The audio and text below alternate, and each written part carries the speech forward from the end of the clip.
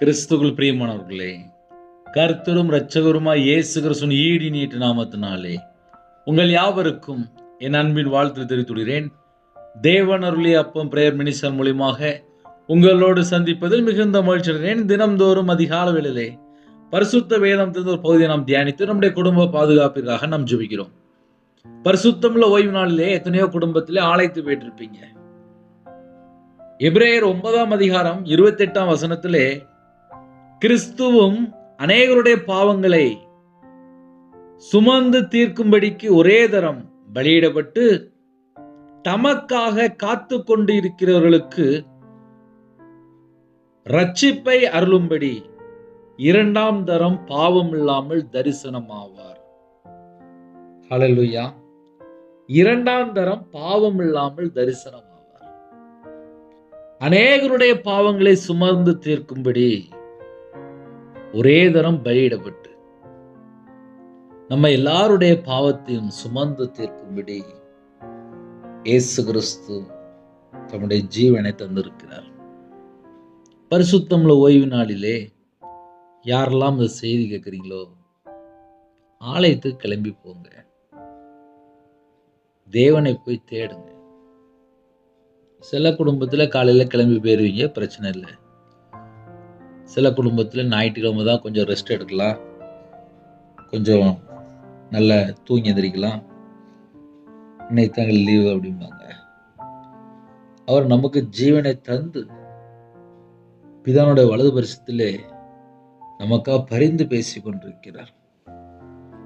ஆலயத்தில் போய் தேடும்போது தான் குடும்பம் ஆசீர்வாதமா இருக்கும். யாரெல்லாம் எந்த நாட்டுக்குள்ளே இணைந்து கேட்குறீங்களோ, கடைசி காலத்திலே தேவனை தேடுகிறவர்களுக்கு ஒரு நன்மையும் குறைவுபடாது. காத்திருக்கிறவர்களுக்கு புதுபலன். ஆலயத்துக்குள்ள போகும்போது ஆலயத்தினுடைய ஆசீர்வாதம். பரிசுத்தமுள்ள ஓய்வு நாளிலே மகிமை உள்ள நாள் என்று எண்ணி நம்ம ஆலயத்துக்குள்ள போகணும். குடும்பமா போகணும்.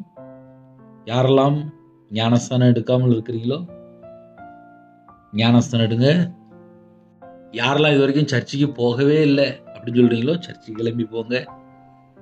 யாரெல்லாம் உபவாசத்தோடு இருக்கிறீங்களோ ஆலயத்தில் போய் தேவனுடைய சமூகத்தில் போய் காத்திருந்து எந்த காரியத்துக்காக உபவாசத்தோடு இருக்கிறீங்களோ தேவனுடைய சமூகத்தில் போய் சொல்லுங்க. இரவு போலுமா கர்த்தருடைய பிள்ளைகள் கேட்குறீங்க, இந்த நாளிலும் என்ன செய்தி அப்படின்னா, அநேகருடைய பாவங்களையும் சுமந்து தீர்க்கும்படி ஒரே தரம் பலியிடப்பட்டார். அநேகருடைய பாவங்களை சுமந்து தீர்க்கும்படி, நம்ம எல்லாருடைய பாவத்தையும் சுமந்து தீர்க்கும்படி தான் தேவகுமாரன் வெளிப்பட்டார். அவர் நமக்காக ஜீவனை தந்திருக்கிறார். நமக்காக ஜீவனை தந்திருக்கிறார். பரிசுத்தமுள்ள ஓய்வு நாளிலே அவரை தேடுறதுக்கு எந்த அளவுக்கு நம்ம ஆசையா போறோமோ அந்த அளவுக்கு நம்முடைய குடும்பங்கள் ஆசீர்வதிக்கப்படும். ஒருவேளை வெளிநாட்டில் இருக்கிறேன், நான் இருக்கிற இடத்துல சர்ச் இல்லை, போக முடியல அப்படின்னா, நீங்க எந்த சர்ச்சில் அங்கத்தினராக இருக்கிறீங்களோ அந்த சர்ச்சில் உள்ள மெசேஜ் ஒருவேளை உங்களுக்கு நெட்டில் வருதுன்னா கேளுங்க. ஞாயிற்றுக்கிழமை இருக்கிற இடத்துல கையில் பைபிள் எடுத்து வாசிங்க, ஜெபம் பண்ணுங்க, தேவனை தேடுங்க. வேற வேற நாட்டுக்குள்ள யுத்தம் நடந்துட்டு இருக்கு, போர் நடந்துட்டு இருக்கு. இப்படிப்பட்ட சூழ்நிலை தான் நம்ம காலவேளையில ஆன்லைன் மூலியமா செய்தி அனுப்பிட்டு இருக்கோம். யாரெல்லாம் இணைந்து இருக்கிறீங்களோ எல்லா குடும்பமும் பாதுகாக்கப்படணும். எல்லா குடும்பமும் ஞானஸ்தானம் எடுத்திருக்கணும். எல்லா குடும்பமும் மனம் திரும்பி இருக்கணும். எல்லாரும் பரலோகத்துக்கு போகணும். எல்லாரும் பாவ மன்னிப்பு இந்த பூமியில பெற்றுக்கொள்ளணும். கிருபையின் காலத்திலே ஒரு குடும்பம் மனம் திரும்பி பாவ மன்னிப்பு பெற்றுக்கொள்ளும் போதுதான் நித்திய ஜீவன், நமக்கு நித்திய ஜீவன் தருவேன் என்பதே அவர் நமக்கு செய்த வாக்கு தத்தம். அப்ப கர்த்தருடைய பிள்ளைகள் எந்த அளவுக்கு நம்ம தேவனை தேடுறோமோ அந்த அளவுக்கு நம்ம குடும்பம் ஆசீர்வாதம். இன்னைக்கு கடைசி காலத்துல செல்போன்ல மூழ்கி போய் கிடக்குறாங்க. நைட் ஆனா செல்போன்ல பல மணி நேரம் அப்படியே இருந்துருக்காங்க. காலையில பார்த்தா சர்ச்சுக்கு போகாம ஏமாத்திட்டு இருக்கிறாங்க. கணவர் போக மாட்டுக்காரு, பிள்ளைகள் போக மாட்டுக்கு, சர்ச்சுக்கு போகும்போது கையில் பைபிள் கொண்டு போக மாட்டேங்காங்க, செல்ஃபோன் மட்டும்தான் கொண்டு போகிறாங்க. சர்ச்சுக்குள்ளே போகும்போது ஷூ போடுறாங்க. கர்த்தரை குறித்து பயம் இல்லை. இப்படிப்பட்ட காலத்தில் தான் நம்ம வாழ்ந்துட்டு இருக்கோம். இதனோட வார்த்தைக்கு உண்மையாக கீழ்ப்படிந்து பரிபூர்ணமான ஆசீர்வாதங்களை பெற்றுக்கொள்வோம். ஒரு சின்ன ஜெபம் முடிக்க போகிறேன். எல்லாரும் ஆலயத்துக்கு போகணும் கண்டிப்பாக. ஹல்லேலூயா.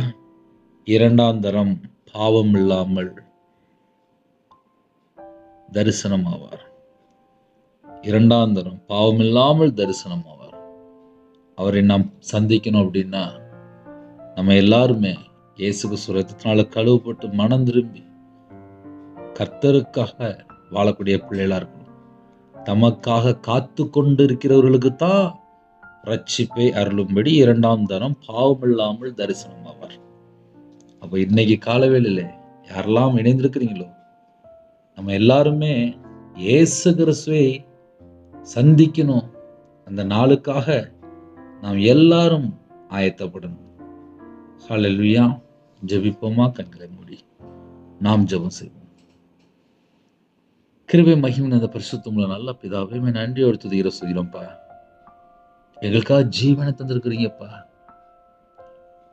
எங்களுக்காக தான்ப்பா எல்லாவற்றையும் செய்து முடித்து இன்றும் பிதாவோட வலது வருஷத்துல பரிந்து பேசிட்டு இருக்கிறீங்க. பரிசுத்தமுள்ள ஓய்வு நாள் ஆலயத்துல போய் உங்களுடைய சமூகத்துல காத்திருந்து தேட எங்களுக்கு கிருபை தாங்க. ஜெபிக்கிற எல்லா குடும்பத்தையும் கர்த்தர் வேலை அடைத்து ஆசீர்வதிங்க. அப்பிரயோஜனமான ஊழியக்காரன்ப்பா, உபவாச நாட்களிலே லெந்து காலத்திலே யாரெல்லாம் எந்த ஊர்ல அப்பா சர்ச்சுக்கு போயிட்டு இருக்காங்களோ உண்மையா மனம் திரும்பி பாவ மன்னிப்பை பெற்றுக்கொண்டு நித்திய ஜீவனுக்கு நாங்கள் ஆயத்தமாகணும்ப்பா. மற்ற ஜனங்களை ஆயத்தப்படுத்தணும்ப்பா. அப்படிப்பட்ட கிருபைகளை பெற்றுக்கொள்ள கதை கிருபை செய்யுங்க. பிறந்த நாள் திருமண நாள் யாரெல்லாம் கொண்டாடுறாங்களோ அந்த குடும்பம் இயேசு கிறிஸ்து ரத்தத்தினால இயேசு நாமத்தினாலே ஆசீர்வதிக்கட்டும். அவங்களுடைய சந்ததி அவங்களுடைய தலைமுறை கர்த்தர் ஆசீர்வதிங்க. பரிசுத்தமுள்ள ஓய்வு நாளிலே குடும்பமாக எல்லாரும் ஆலயத்துக்குள்ள இருக்கணும்ப்பா. யாருமே ஆலயத்துக்கு போகாம இருக்கக்கூடாது. அப்படிப்பட்ட கிருபை செய்யுங்க. ஆலயத்துக்கு போற பிள்ளைகளுக்கு சகலமான பாதுகாப்பு தாங்க. ஆலயத்துக்கு போக முடியாமல் எந்த சூழ்நிலையில கண்ணீர் வடிக்கிறாங்களோ அந்த கண்ணீரை துடைத்து ஆலயத்துக்குள்ள அழைத்து கொண்டு போங்க. குடும்பமாக போகணும். சில குடும்பத்திலே பின்மாற்றத்துக்குள்ள போயிட்டாங்க. கர்த்தரை விட்டு வழி விலகி போயிட்டாங்க. தூரமா போயிட்டாங்க. கர்த்தர் சந்திங்க. ஒவ்வொரு குடும்பத்தையும் கர்த்தர் சந்திங்க. யாரெல்லாம் தங்களை தாழ்த்துறாங்களோ, கண்ணீரோடு இருக்கிறாங்களோ, பலவீனத்தோடு படுக்கையில இருக்கிறாங்களோ அந்த குடும்பத்தை கர்த்தர் சந்திங்க. இந்த நாளில் ஜெபிக்கிற எல்லா குடும்பமும் ஆசீர்வதிக்கப்படட்டும். உங்களுடைய பாதபிள்ளை காத்திருக்க எங்களுக்கு கிருபை தாங்க. இந்த நாளை எங்களுக்கு ஆசீர்வதித்தாங்க. ஒவ்வொரு குடும்பத்தையும் கர்த்தர் வேலையடைங்க. பரிசுத்தமுள்ள ஓய்வு நாளிலே உலகத்துள்ள எல்லா காரியத்தையும் வெறுத்து தேவனுக்காக எழும்பணும். ஆலயத்துக்குள்ள நாட்டப்படணும். ஆலயத்தினுடைய பணிகளை செய்யணும். அப்படிப்பட்ட கிருபைகளை தந்து ஒவ்வொரு குடும்பத்தையும் திருப்தியா ஆசீர்வதிங்க. ஹோம்ல இருக்காங்க, ஹாஸ்டல்ல இருக்காங்க, முதியோர் இல்லத்துல இருக்காங்க, பலவிதமான ஜனங்கள் பல இடத்துல இருக்கிறாங்க. எல்லாருக்கும் ஒரு பாதுகாப்பு தாங்க. சிறுபிள்ளைகள் முதல் கொண்டு முதியோர் வரை எல்லாரையும் உங்களோட ரத்த கொட்டைகளை வேலையடைங்க. ஒவ்வொரு குடும்பத்தையும் கர்த்தருடைய கரத்துல இருப்பீங்க. உங்க பிள்ளைகளோட நீங்க புறப்பட்டு போங்கப்பா. எங்க சென்றாலும் பாதுகாப்பு தாங்க. இந்த நாளிலும் ஜெபிக்கிற குடும்பத்தினுடைய அவங்க இதயத்துக்குள்ளே என்ன பாரமா இருந்தாலும் அந்த பாரத்தை எடுத்து போட்டு பிள்ளைகளை ஆசீர்வதிங்க. கர்த்தர் பொறுப்படுத்தும். உங்க நாமம் மகிமைப்படட்டும். இயேசு கிறிஸ்துவின் பிதாவே, ஆமென். தேவனுக்கு மகிமை உண்டாதாக. கிறிஸ்துவுக்கு பிரியமானவர்களே, ஆலயத்துக்கு போயிட்டு வாங்க. குடும்பத்தை கர்த்தர் ஆசீர்வதிப்பார். எனக்கு ஜெபித்துக்கொள்ளுங்கள். God bless you. Thanks for watching. Please subscribe our channel. Click the like and share. Click the bell. God bless you.